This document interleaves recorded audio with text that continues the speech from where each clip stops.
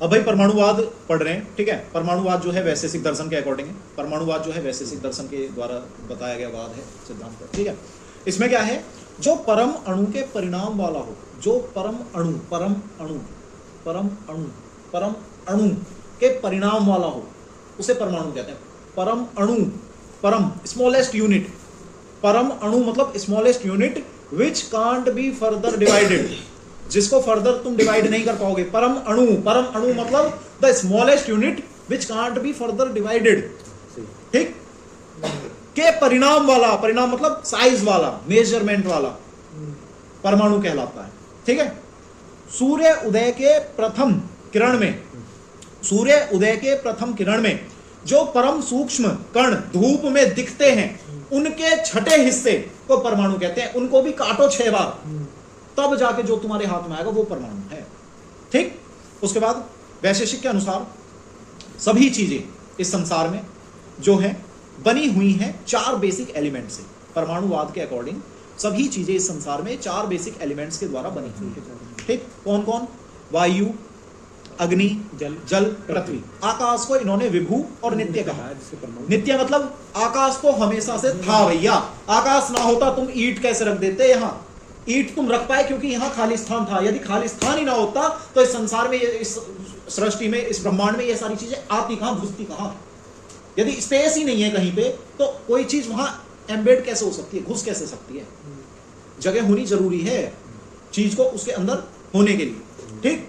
इसमें क्या है आपका दूसरा विभू है। विभू मतलब हर जगह है, हर जगह है, तभी तो तुम हाथ पैर हिला पा रहे हो, तभी तो जो है और चीजें उपस्थित हैं यहाँ पे, ठीक। इसके बाद परमाणु के संयोग और विभाग से जो है सृष्टि की उत्पत्ति और विनाश होता है। यदि परमाणुओं का संयोग होगा तो सृष्टि की उत्पत्ति होगी, और यदि परमाणुओं का विभाग होगा तो सृष्टि का नाश हो जाएगा, विनाश हो जाएगा।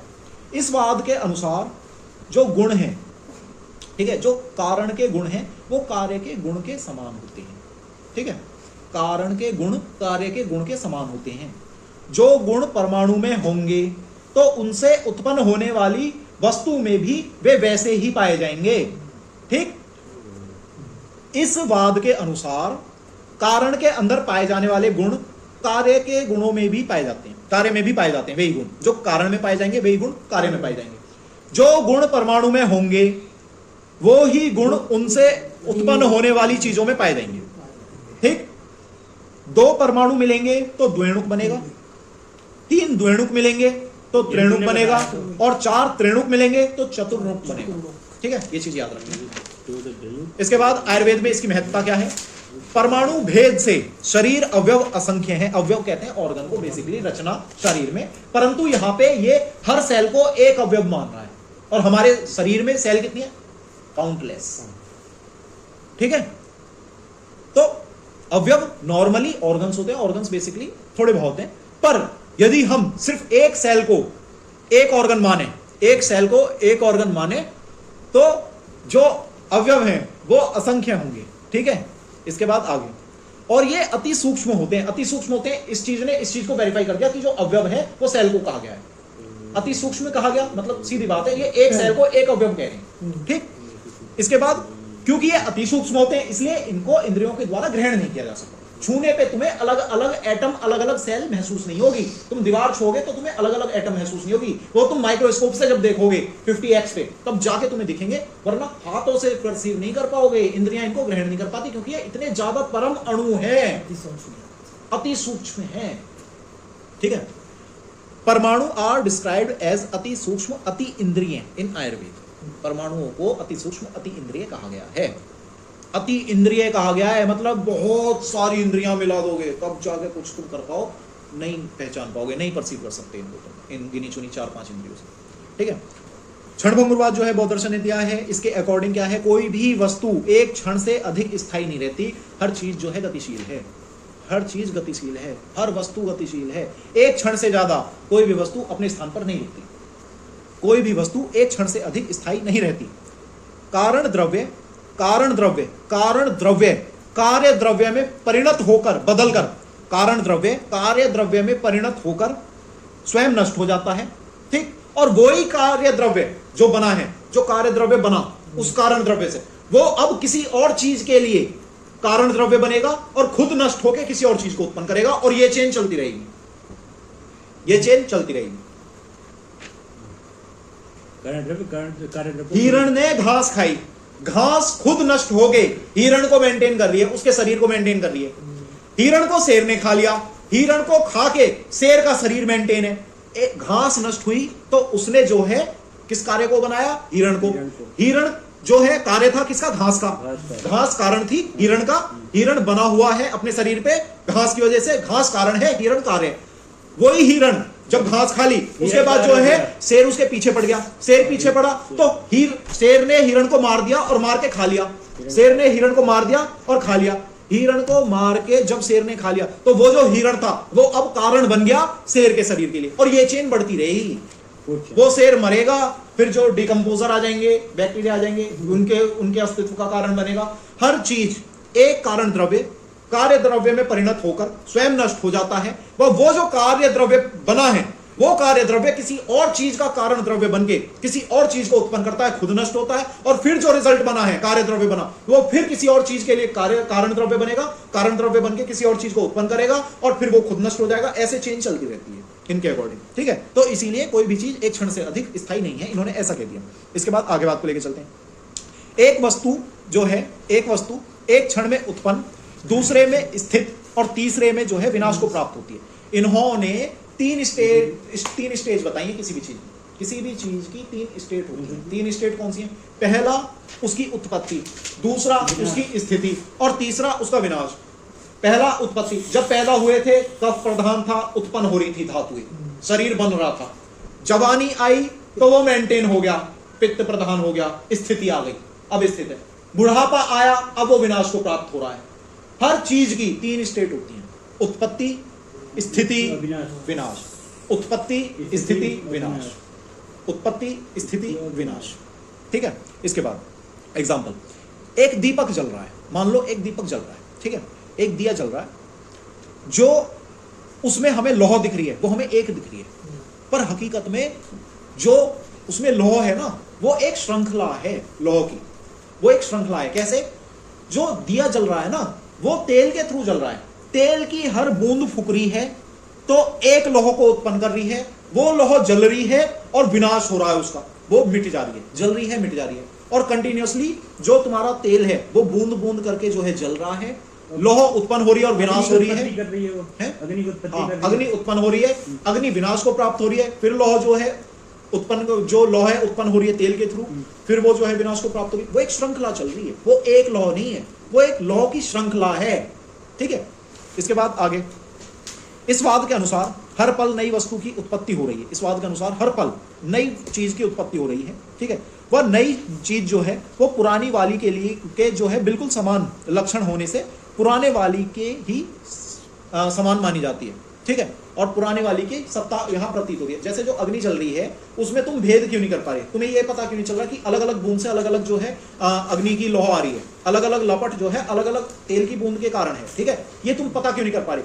क्योंकि जो नई वस्तु है ना वो अपने पुराने के गुणों के समान वाली है, उसी के जैसी है, डिट्टो उसके जैसी है, जिसकी वजह से जो नई वस्तु उत्पन्न हो रही है उसके उत्पन्न होने पे जो है हमें पुरानी वाली की ही सत्ता लग रही है। हमें ये महसूस नहीं हो रहा कि कोई चीज नष्ट हुई है। अगर बंद हो के जलती, बंद हो के जलती तो समझ में आता कि कोई चीज नष्ट हुई, जली, नष्ट हुई, जली, नष्ट हुई, पर वो क्या है? कंटिन्यूअसली जलती जा रही है, और जो पुराने वाली है नष्ट होती जा रही है, वो जलती जा रही है, वो नष्ट होती जा रही है, तेल फूकता जा रहा है, वो नष्ट होती जा रही है अग्नि, ठीक है। ऐसे इसका यूज आयुर्वेद में, ठीक है। लॉ वाला एग्जाम्पल एज इट इज लिख देना, ठीक है। और जो है चरक ने वो ही बताया है, आचार्य चरक ने। इसके बाद जो है स्वभाववाद की बात करते हैं। स्वभाववाद, स्वभाववाद, स्वभाव से, ठीक है। वही जब तक जियो घी पियो, चोरी करके या ऋण मांग के पियो, ठीक है, खुशी रहो। तो क्या है? स्वभाववाद। स्वभाववाद मतलब स्वभाव से। कौन देगा? चारवाक देगा। चारवाक दर्शन ने क्या दिया? स्वभाववाद। जगत जो है एक संयोग मात्र है, जगत जो है बाय चांस बन गया, जगत जो है एक संयोग है, बन गया, बन गया तो बन गया। इनका मानना ये है जगत एक संयोग है, ये किसी भी कारण और कार्य वाले नियम को फॉलो नहीं कर रहा, कोई कारण कार्य नहीं, ठीक है। ये किसी नियम को फॉलो नहीं कर रहा है, ये किसी कारण को फॉलो नहीं कर रहा है, ये एक संयोग है। होना था हो गया, बनना था बन गया, ठीक है। यह वाद कारण का विरोध नहीं करता, ये कारण का विरोध नहीं कर रहा, ये वाद कारण का विरोध नहीं कर रहा, बल्कि वस्तुओं में होने वाले परिवर्तनों को उनका स्वभाव बता रहा है कि जगत बना तो जगत बनना स्वभाव था ब्रह्मा का, ब्रह्मा से जगत की उत्पत्ति हो ये ब्रह्मा में स्वभाव था, प्रकृति जगत में बदल जाए ये प्रकृति का स्वभाव था, अग्नि उष्ण हो ये अग्नि का स्वभाव है, दूध सफेद हो ये दूध का स्वभाव है, हमें भूख लग रही है ये हमारा स्वभाव है, हर चीज स्वभाव है इनके अकॉर्डिंग, ठीक है। यह वाद कारण का विरोध नहीं करता, अपितु वस्तुओं में होने वाले परिवर्तन को उसका स्वभाव बताता है, ठीक है। अग्नि का स्वभाव है उष्ण, जल का स्वभाव है शीत, वायु का स्वभाव है चल, ठीक है। इसके बाद यह किसी अलौकिक शक्ति को स्वीकार नहीं करता, ये भगवान को नहीं मानता, ये कहता सब संयोग है, कोई भगवान नहीं, ठीक है। और ये पुनर्जन्म को नहीं मानता, पुनर्जन्म को नहीं मानता, क्यों भगवान को ही नहीं मान रहा, पुनर्जन्म को भी नहीं मानता, बस ये कहता है जब तक जिंदे हो तब तक तुम्हारे अंदर आत्मा है, जैसे ही मर जाओगे आत्मा खत्म हो जाती है, जब तक तेल है तब तक अग्नि चल रही है, जैसे ही तेल खत्म अग्नि खत्म, ठीक है। ये ऐसे मानता है। आयुर्वेद में इसका यूज क्या है, औषध द्रव्य में जो है गुणकर्म स्वभाव से रहते हैं, चार वाक्य के अकॉर्डिंग औषध द्रव्य में गुणकर्म स्वभाव से रहते हैं, भाई समवाय रूप से रहते हैं ना गुणकर्म, यत्र आश्रिता कर्म गुणा समवाय यत् तत् द्रव्य, ठीक है। तो औषध द्रव्य में गुणकर्म स्वभाव से रहते हैं। व्याधियों के कारण स्वभाव से बल क्षीण होता है, जब कोई रोग हो जाता है तो रोग के कारण जो शरीर में बल क्षय है वो उनका स्वभाव है, शरीर का स्वभाव है कि अगर बीमारी होगी तो बल क्षय हो जाएगा, ठीक है। आगे पीलूपाक की बात कर रहे हैं। पीलूपाक जो है वैशेषिक दर्शन ने दिया है, पीलूपाक जो है वैशेषिक दर्शन ने दिया है, इसको जो है पाकवाद भी कहा जाता है। पीलूपाक वैशेषिक दर्शन ने दिया है, इसको पाकवाद भी कहा जाता है। पीलू का मतलब होता है परमाणु, पीलू का मतलब होता है परमाणु, पीलू का मतलब क्या होता है परमाणु, और पाक का मतलब होता है परिवर्तन। परमाणुओं के स्तर पर हुआ परिवर्तन पीलूपाक के अंतर्गत आता है। इनके अनुसार जो परिवर्तन है वो परमाणुओं के स्तर पर होता है। परमाणुओं में पाकज परिवर्तन पीलूपाक कहलाता है, परमाणुओं में पाकज परिवर्तन पीलूपाक कहलाता है, ठीक है। अब जो कच्चा घड़ा है, कच्चे घड़े से जब हम अग्नि का संयोग करते हैं, जब हम कच्चे घड़े को आग में रखते हैं तो उसका कलर चेंज हो जाता है और उसके बाद वो जो घड़ा है वो पक जाता है, पक्का हो जाता है, मजबूत हो जाता है। कच्चा घड़ा जो है मिट्टी का बना होता है, उसमें लात मारोगे वो अंदर धस जाएगा, फूट जाएगा। वहीं पक्का जो घड़ा होता है वो इतना मजबूत होता है, सर पे मारो तो सर को फोड़ देगा, खुद फूट जाएगा इससे, ठीक है। तो इसमें क्या है आगे, इस दर्शन के अनुसार चीजों में दो अवस्थाएं होती हैं, एक संयोग एक विभाग, एक संयोग एक विभाग, एक संयोग एक विभाग, और ये इतनी तेजी से चलती हैं कि पता नहीं चलता। हर चीज की दो अवस्था होती है, संयोग और विभाग, और ये इतनी तेजी से होती हैं कि पता ही नहीं चलता। समझ रहे हो? आगे जब कच्चा घड़ा अग्नि में रख दिया जाता है, ठीक है, जब कच्चा घड़ा अग्नि में रख दिया जाता है तो उसके जो परमाणु हैं, ठीक है, वो जब तक तुमने अग्नि में नहीं रखा था तब तक एक दूसरे से अच्छे से जुड़े हुए थे, और जैसे ही तुमने अग्नि में रखा तो क्या हुआ, अग्नि अंदर जा रही है, परमाणु अपना मार्ग छोड़ रहे हैं, विभाग हो रहा है, परमाणु दूर हट रहे हैं, अग्नि को रास्ता दे रहे हैं। परमाणु हटे अग्नि प्रवेश करी, परमाणु हटे अग्नि प्रवेश करी, परमाणु हटे अग्नि प्रवेश करी, ठीक है। तो जब आपने कच्चा घड़ा अग्नि में रखा तो उसके जो परमाणु थे वे जो है अग्नि को रास्ता देते हैं, ठीक है, उनके परमाणु एक दूसरे से जो है अलग होते हैं, दूरी बना लेते हैं, और उसके बाद अग्नि को जो है मार्ग मिल जाता है, ठीक है। अग्नि का कर्म है, ठीक है, अग्नि का कर्म है, अग्नि का स्वभाव है पाक कर देना, अग्नि के अंदर जो उष्णता है उसका कर्म है, पाक करना अग्नि का कर्म है, अग्नि ही पाक करती है, चाहे पेट में खाने का पाक हो, धातु पाक हो, दोष पाक हो, मल पाक हो, सब अग्नि कर रही है, मल अग्नि होती है, धातु अग्नि होती है, दोष अग्नि होती है, सब, ठीक है। तो अग्नि का स्वभाव है पाक करना, ठीक। तो अग्नि का कर्म क्या है, पाक करना, ठीक है। तो अग्नि अपने गुणों से जो है उसमें परिवर्तन लाती है, परिवर्तन लाती है। अग्नि में जैसे ही घड़ा रखा उसके परमाणुओं में जो है विभाग हुआ, वे एक दूसरे से दूर हटे, अग्नि को रास्ता मिला, अग्नि अंदर गई, अग्नि ने जो है उनका पाक कर दिया, पाक कर दिया मतलब परिवर्तन ला दिया उनके अंदर। और उसके बाद जो है आपका जो घड़ा था, जो मट्टी से बना हुआ घड़ा होता है वो श्याम वर्ण का होता है, श्याम मतलब हल्का काला, जैसे ही वो अग्नि से बाहर आता है वो लाल वर्ण का हो जाता है और कच्चे से पक्का हो जाता है। कच्चा घड़ा श्याम वर्ण का था, हल्का काला मिट्टी का बना हुआ, वहीं जो पका हुआ घड़ा है वो लाल रंग का हो जाता है, ईंट जैसा, ठीक है। जब घड़ा ठंडा होता है, अग्नि में रखा था तो परमाणु एक दूसरे से अलग थे, अग्नि को मार्ग दे रहे थे, जैसे ही तुम उसको अग्नि से बाहर निकालते हो वे सारे परमाणु वापस अपने स्थान पर आ जाते हैं, ठीक है, आपस में जो है जुड़ जाते हैं, उनका संयोग हो जाता है और वो पक्का हो जाता है घड़ा, ठीक है। उसके बाद अग्नि से गुणों में परिवर्तन आना, ठीक है, ये जो है पाक कहलाता है। जो फल होते हैं, फलों के अंदर फलाग्नि पाई जाती है, जो उनको कच्चे से पक्के में बदल देती है, पके हुए फल में परिवर्तित करती है। कौन? फलाग्नि, ठीक है। इसके बाद इसका आयुर्वेद में महत्व की यदि हम बात करें, आहार रस का भूताग्नि और धातुअग्नि और जठराग्नि द्वारा पाक किया जाता है और जो है परिवर्तित कर दिया जाता है उन्हें दोष धातु मल में, ठीक है। आहार रस जो है, आहार रस का भूताग्नि, धातुअग्नि, जठराग्नि द्वारा पाक किया जाता है और परिवर्तित रूप जो है आपका धातुएं होती हैं, दोष होता है, मल होती है, ठीक है। गर्भ की मासानुमासिक वृद्धि जो है ये भी एक पाक क्रिया है। तो जो गर्भ है, गर्भ के अंदर पाक क्रिया चलती है, तो जो है आपका जो वो गर्भ है उसमें जो है परिवर्तन आते हैं और जो है एक बच्चे की उत्पत्ति हो जाती है, ठीक है। इसके बाद क्या है? पीठर पाक। पीठर पाक जो है न्याय दर्शन ने दिया है। पीठर पाक जो है न्याय दर्शन ने दिया है। पीठर का मतलब होता है पिंड, पीठर का मतलब होता है पिंड, पिंड मतलब पूरा, पिंड मतलब पूरा, ठीक है। पीठर का मतलब पिंड, ठीक है, पूरा। पाक मतलब परिवर्तन, पूरे में परिवर्तन, ठीक है। तो इसको जो है पीठर पाक को क्षणिकवाद भी कहते हैं, पीठर पाक को क्षणिकवाद भी कहते हैं, क्षणिकवाद भी कहते हैं, ठीक है। ये पीलू पाक का विरोधी है, पीलू पाक का विरोधी है। इसके अनुसार पूरे घड़े में एक साथ परिवर्तन आता है, परमाणु के स्तर पर परिवर्तन नहीं आता। ये कहता है पूरे घड़े में एक साथ आ जाता है परिवर्तन, ठीक है। पर इसका कटाक्ष करते हुए इससे सवाल किया गया कि भाई यदि ऐसा है, पूरे घड़े में एक साथ परिवर्तन आता है, तो जो आपका परमाणु है जब उनका विभाग होता होगा, जब उनका विभाग होता होगा तो उस समय उस घड़े को गायब हो जाना चाहिए अगर एक साथ परिवर्तन आया। पर वो घड़ा गायब नहीं होता, ऐसी स्टेट कभी नहीं आती कि अग्नि में रखने के बाद घड़ा गायब हुआ और फिर वापस आ गया पक के, ठीक है। तो इसका जो है इन्होंने जो है जवाब ऐसे दिया कि भाई जो विनाश और उत्पत्ति है ये एक साथ चलती है। पाक प्रक्रिया में विनाश और उत्पत्ति, जिस समय वो विनाश को प्राप्त हो रहा था उसी समय उसका पाक हो रहा था, इसलिए वो गायब होते हुए नहीं दिखा। परिवर्तन पूरे में एक साथ आया है, पर जिस समय वो विनाश को प्राप्त हो रहा था घड़ा, उसी समय वो उसको जो है उत्पत्ति को भी प्राप्त हो रहा था, वो उत्पन्न भी हो रहा था उसी समय, विनाश भी उसी समय हो रहा था और उत्पत्ति भी उसी समय हो रही थी। इस वजह से गायब होने वाली स्टेट नहीं आती, ठीक है। और समटाइम्स घड़े के एक ही हिस्से में परिवर्तन देखा जाता है कभी कभी, इसी वजह से, ठीक है। आगे आयुर्वेद में इसका महत्व क्या? आहार से आहार रस बनेगा, इसे स्थूल पाक कहते हैं। आहार से आहार रस का बनना ये स्थूल पाक है, क्योंकि सूक्ष्म पाक में जो है धातुएं आ जाएंगी, ठीक। तो स्थूल पाक में क्या है? आहार से आहार रस बनना, तो इसको आप कंसीडर कर सकते हो पीठर पाक के अंतर्गत, ठीक है भाई। इसके बाद आगे अनेकांतवाद। अनेकांतवाद जो है आपके जैन दर्शन ने दिया है, अनेकांतवाद जो है जैन दर्शन ने दिया है, ठीक है। अनेकांतवाद जो है हाँ जैन दर्शन ने दिया है। इनके अकॉर्डिंग हर वस्तु के अनेक पहलू होते हैं, प्रत्येक वस्तु के अनेक पहलू होते हैं, अनंत पहलू होते हैं, अनेक धर्म होते हैं, कुछ स्थायी हैं, कुछ अस्थायी हैं, कुछ स्थायी हैं, कुछ अस्थायी हैं। प्रत्येक वस्तु के अनेक पहलू होते हैं, कुछ स्थायी होते हैं, कुछ अस्थायी होते हैं।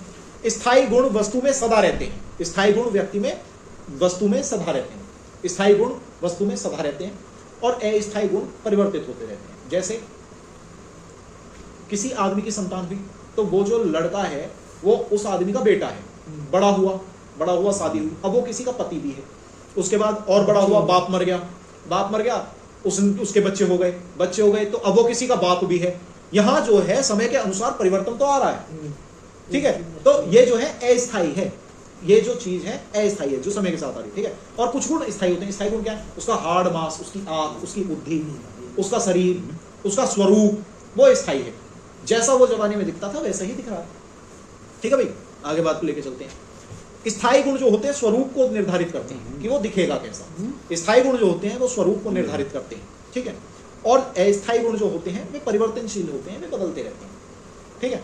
इसके बाद जो आपका मन है, मन का काम है चिंतन उसका स्थायी गुण है। वहीं पे मन के द्वारा ग्रहण हुआ सुख दुख, इच्छा द्वेष, क्रोध, मोह, ठीक है। तो ये सब जो है अस्थायी गुण है, ये परिवर्तित होते हैं। किसी चीज से आज मोह है, कल को मोह खत्म हो गया। किसी चीज से आज प्रेम है, कल को उसी से नफरत हो गई। ये अस्थायी गुण है, पर उसका चिंतन जो है स्थायी गुण है। आगे बात को लेकर चलते हैं। किसी वस्तु के एक पहलू को ही सत्य मानना एकांतवाद कहलाता है और अनेकांतवाद के अनुसार यह गलत है। किसी वस्तु के एक पहलू को जानकर उसी को सत्य मान लेना एकांतवाद कहलाता है, जो कि गलत है, ठीक है। आगे बात को लेकर चलते हैं। वस्तु के अनेक पहलू होते हैं जिनका संपूर्ण ज्ञान एक मनुष्य के लिए संभव नहीं है। किसी भी एक चीज के अनेक पहलू हैं, अनगिनत पहलू हैं, और अनगिनत पहलुओं का ज्ञान एक व्यक्ति के द्वारा ग्रहण होना यह असंभव है, ठीक है।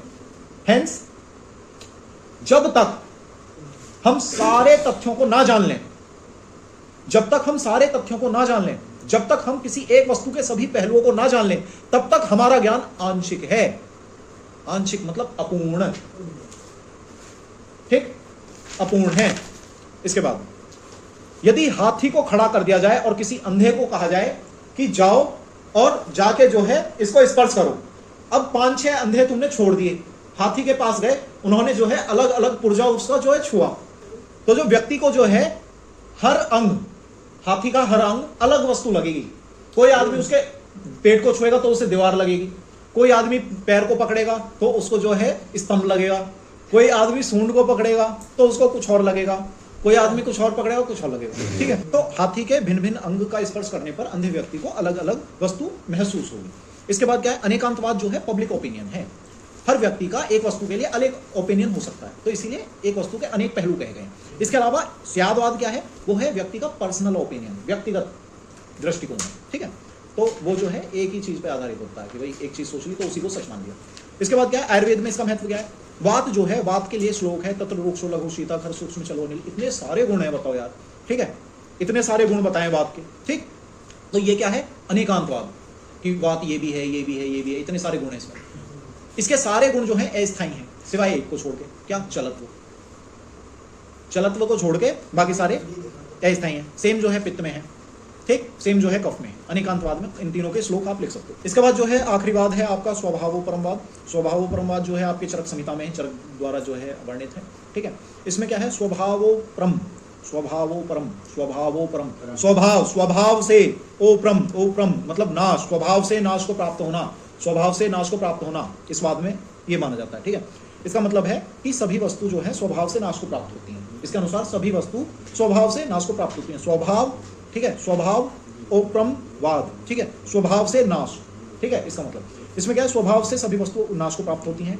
हेतुओं में साम्यता के कारण धातुओं में साम्यता बनी रहती है। जब हम आहार विहार लेते हैं तो हमारा शरीर मेंटेन रहता है। यदि हम हेतु लेना बंद कर दें, हेतु लेना बंद कर दें जिनसे धातु उत्पन्न हो सके, तो धातु खुद ही बिना कुछ करे जो है क्षीण हो जाएगी, नष्ट हो जाएगी, मर जाएगा आदमी, मर जाएगा, स्वभाव से मर जाएगा, ठीक है। स्वभाव से नाश होता है, स्वभाव से नाश होता है मतलब कि जब तक हम आहार ले रहे हैं, हम निमित्त कारण ले रहे हैं, तो धातु सम है, निमित्त कारण हटा दो, धातु क्षय शुरू तुरंत। तुम कुछ कर थोड़ी रहे हो, सिर्फ खाना नहीं खाया, धातु क्षय होना शुरू हो गया। स्वभाव से नष्ट होती है, स्वभाव से नाश होता है। चीजों का स्वभाव है नाश को प्राप्त होना, काल के गाल में समा जाना, ये चीजों का स्वभाव, ठीक है। इसके बाद क्या है, आगे बात को लेकर चलते हैं। विनाश करने वाले कारणों की अनुपस्थिति में भी धातुओं का स्वभाव से नाश होता रहता है। तुमने कुछ करा थोड़ी, तुमने कुछ ऐसा नहीं किया जिससे जो है रक्त क्षय हो, रस क्षय हो, मांस क्षय हो, मेद क्षय हो, ठीक है, कुछ भी नहीं किया, ठीक। तुमने विनाश करने वाले कारणों की अनुपस्थिति, विनाश करने वाले कारणों की अनुपस्थिति में भी जो है धातुओं का स्वभाव से नाश हुआ। जैसे कि क्षीर्यते इति शरीरम, क्षीर्यते इति शरीरम मतलब क्षीर्यते इति शरीरम, जो प्रतिपल क्षीण हो रहा है, जो प्रतिपल नाश को प्राप्त हो रहा है वो शरीर है, ठीक है। मतलब कि यदि तुम आहार विहार रूपी हेतु ना लो तो जो है तुम्हारा शरीर जो है स्वभाव से नाश को प्राप्त होगा। इसके बाद उत्पत्ति का कारण होता है, ठीक है, विनाश का कोई कारण नहीं है, उत्पत्ति का कारण है, ठीक है, उत्पत्ति का कारण है, संयोग का कारण है, विभाग का कोई कारण नहीं है, विनाश का कोई कारण नहीं है, ठीक है। वातज आहार विहार से जो है वात के अंदर जो आपका गुण है, रूक्ष गुण, चल गुण इत्यादि, ठीक है, इनसे जो है शरीर में वात की वृद्धि होती है, ठीक है। वातज आहार विहार जो है वात की वृद्धि में कारण है। वहीं पे आप वातज आहार विहार लेना बंद कर दो, वो स्वभाव से जो है वापस क्षय हो जाएगा, समावस्था पे आ जाएगा, यानी क्षय मतलब नाश हो रहा है, धीरे धीरे घट रहा है, ठीक है। इसके बाद क्या है, संदिग्ध आहार से जो है कफ बढ़ता है, संदिग्ध आहार से कफ बढ़ता है, संदिग्ध आहार लेना छोड़ दो, कफ क्षय हो जाएगा, ठीक है। इसके बाद क्या है, वात का संबंध स्वतः ही हो जाता है, ठीक है। सिर्फ हेतु कट करके देखो, हेतु हटा के देखो, स्वभाव से जो है नाश होने लगेगा उस दोष का, उस धातु का, उस मल का।